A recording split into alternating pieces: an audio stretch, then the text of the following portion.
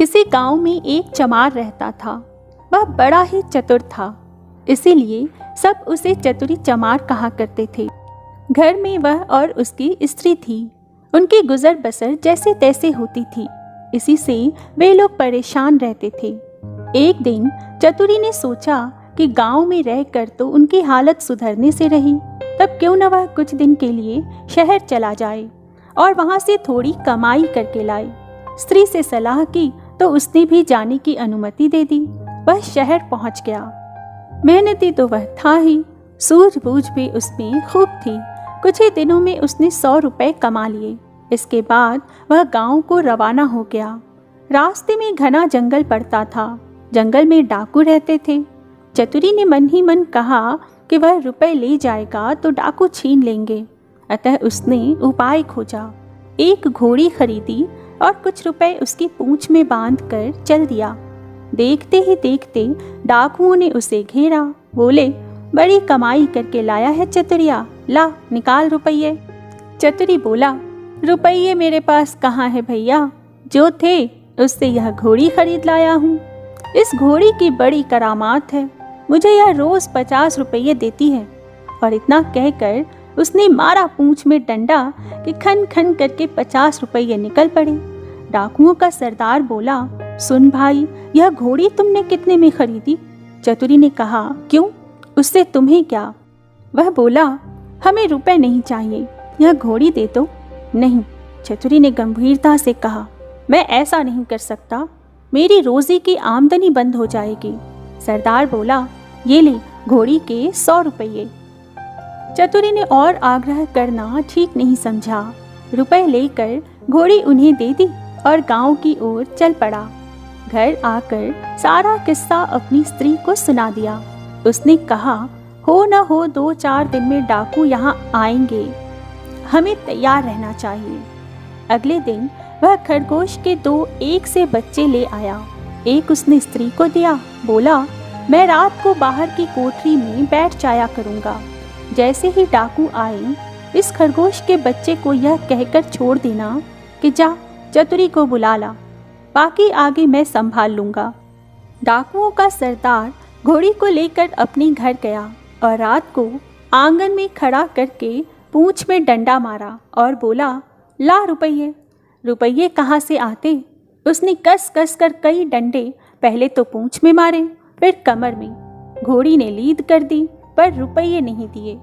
सरदार समझ गया कि चतुरी ने बदमाशी की है, पर उसने अपने साथियों से कुछ भी नहीं कहा। घोड़ी दूसरे के यहाँ गई, तीसरे के यहाँ गई, उसकी खूब मरम्मत हुई, पर रुपये बेचारी कहाँ से देती। चतुरी ने उन्हें मूर्ख बना दिया, लेकिन इस बात को अपने साथी से कहे तो कैसे, उसकी हंसाई जो होगी। आखिर 5वें डाकू के यहाँ जाकर घोड़ी ने दम तोड़ दिया। तब कहीं भेद खुला। फिर सारे डाकू मिलकर एक रात को चतुरी के घर पहुंच गए। दरवाजा खटखटाया। चतुरी की घरवाली ने खोल दिया। सरदार ने पूछा, कहाँ है चतुरी का बच्चा? स्त्री बोली, वह तो खेत पर गए हैं, आप लोग बैठें, मैं अभी बुला देती हूँ। और इतना कहकर उसने खरगोश के बच्चे को हाथ में लेकर दरवाजे के बाहर छोड़ दिया और बोली, जा रे, चतुरी को फौरन बुला ला। क्षण भर बाद ही डाकुओं ने देखा कि चतुरी खरगोश के बच्चे को हाथ में लिए चला आ रहा है। आते ही बोला, आप लोगों ने मुझे बुलाया है? इसके पहुंचते ही मैं चला आया। वाह रे खरगोश। डाकू तो गुस्से में भरकर आए थे, पर खरगोश को देखते ही उनका गुस्सा काफूर हो गया। सरदार ने अचरज में भरकर पूछा, अरे यह तुम्हारे पास पहुंचा कैसे? चतुरी बोला, यही तो इसकी तारीफ है, मैं 7वें आसमान पर हूँ तो वहाँ से भी बुला ला सकता है। सरदार ने कहा, चतुरी यह खरगोश हमें दे दे, हम लोग इधर उधर घूमते रहते हैं और हमारी घरवाली परेशान रहती है, वह इसे भेजकर हमें बुलवा लिया करेगी। दूसरा डाकू बोला, तूने तो हमारे साथ बड़ा धोखा किया, रुपये ले आया और ऐसी घोड़ी दे आया कि जिसने 1 पैसा भी नहीं दिया और मर गई। खैर जो हुआ सो हुआ, अब यह खरगोश दे। चतुरी ने बहुत मना किया तो सरदार ने 100 रुपये निकाले। बोला, यह ले, ला दे खरगोश को। चतुरी ने रुपये ले लिए और खरगोश दे दिया। उस समय तो डाकू चले गए। चतुरी ने आगे के लिए फिर एक चाल सोची। उधर डाकुओं के सरदार ने खरगोश को घर ले जाकर अपनी स्त्री को दिया और उससे कह दिया कि जब खाना तैयार हो जाए तो इसे भेज देना, और वह यह कहकर बाहर चला गया। दोस्तों के बीच बैठा रहा। राह देखते देखते आधी रात हो गई, पर खरगोश नहीं आया। तो वह झल्ला कर घर पहुंचा और स्त्री पर उबल पड़ा। स्त्री ने कहा, तुम तो नाहक नाराज होते हो, मैंने तो घंटों पहले खरगोश को भेज दिया था। सरदार समझ गया कि यह चतुरी की शैतानी है। वे लोग तीसरे दिन रात को फिर चतुरी के घर पहुंच गए।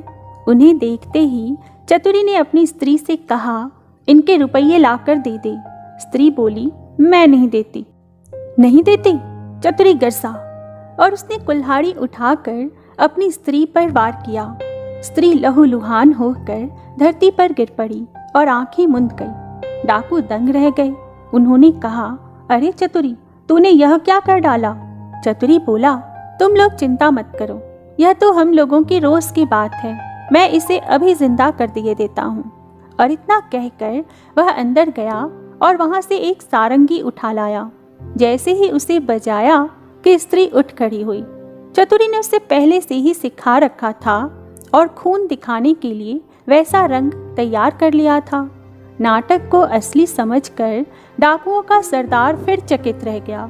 उसने कहा, चतुरी भैया, यह सारंगी तू हमें दे दे। चतुरी ने बहुत आनाकानी की तो सरदार ने 100 रुपये निकाल कर उसे और दे दिए और सारंगी लेकर वे चले गए। घर पहुंचते ही सरदार ने स्त्री को फटकारा और स्त्री कुछ तेज हो गई तो उसने आओ देखा न ताओ कुल्हाड़ी लेकर गर्दन अलग कर दी। फिर सारंगी लेकर बैठ गया। बजाते बजाते सारंगी के तार टूट गए, लेकिन स्त्री ने आंखें नहीं खोली।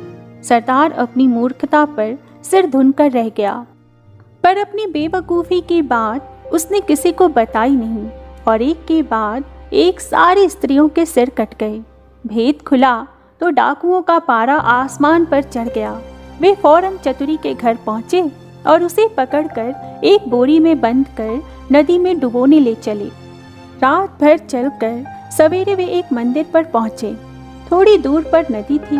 उन्होंने बोरी को मंदिर पर रख दिया और सब चले गए।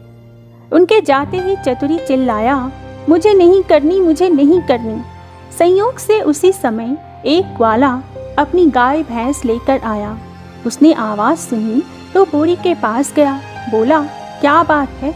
चतुरी ने कहा, क्या बताऊं, राजा के लोग मेरे पीछे पड़े हैं कि राजकुमारी से विवाह कर लूं, लेकिन मैं कैसे करूं? लड़की कानी है। ये लोग मुझे पकड़कर ब्याह करने ले जा रहे हैं। ग्वाला बोला, भैया, ब्याह नहीं होता, मैं इसके लिए तैयार हूँ। इतना कहकर ग्वाले ने झटपट बोरी को खोलकर चतुरी को बाहर निकाल दिया और स्वयं बंद हो गया। चतुरी उसकी गाय भैंस लेकर 9-2-11 हो गया। थोड़ी देर में डाकू आए और बोरी ले जाकर उन्होंने नदी में पटक दी। उन्हें संतोष हो गया कि चतुरी से उनका पीछा अब छूट गया, लेकिन लौटे तो रास्ते में देखते क्या है कि चतुरी सामने है। उन्हें अपनी आंखों पर विश्वास ही नहीं हुआ। पास आकर चतुरी से पूछा, क्या बे, तू यहाँ कैसे? वह बोला, आप लोगों ने तो मुझे नदी में उथले पानी में डाला, इसीलिए गाय भैंस ही मेरे हाथ पड़ी। अगर गहरे पानी में डाला होता तो हीरे जवाहरात मिलते। हीरे जवाहरात का नाम सुनकर सरदार के मुंह में पानी भर आया। बोला, भैया चतुरी, तू हमें ले चल और हीरे जवाहरात दिलवा दे। चतुरी तो यह चाहता ही था। वह उन्हें लेकर नदी पर गया। बोला, देखो, जितनी देर पानी में रहोगे उतना ही लाभ होगा। तुम सब एक एक भारी पत्थर गले में बांध लो। लो भी क्या नहीं कर सकता। उन्होंने अपने गले में पत्थर बांध लिए और एक कतार में खड़े हो गए। चतुरी ने एक एक को धक्का देकर नदी में गिरा दिया। सारे डाकुओं से हमेशा के लिए छुटकारा पाकर चतुरी गाय भैंस लेकर खुशी खुशी घर लौटा और अपनी स्त्री के साथ आनंद से रहने लगा।